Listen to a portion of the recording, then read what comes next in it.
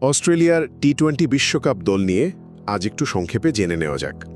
দেখুন, বিশ্বকাপের ঠিক আগেই কিন্তু অস্ট্রেলিয়া একটা বড় ধাক্কা খেয়েছে। তাদের তারকা পেসার জশ হ্যাজেলউড তো ছিটকে গেছেনই, কিন্তু আসল সমস্যাটা এর চেয়ে অনেক বেশি গভীর। তো প্রথম যে বিষয়টা, এটা শুধু হ্যাজেলউডে ছিটকে যাওয়া না, এটাকে আপনি একটা ডাবল ধাক্কা বলতে পারেন। কারণ তার আগেই কিন্তু বিশ্বকাপ থেকে বাদ পড়েছেন আরেকজন মূল পেসার, প্যাট কামিন্স।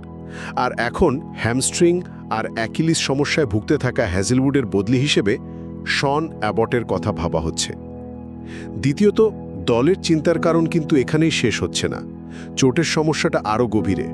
মানে Adam Zampa, Nathan Ellis, Tim ডেভিডের মতো প্লেয়াররাও পুরোপুরি ফিট নন।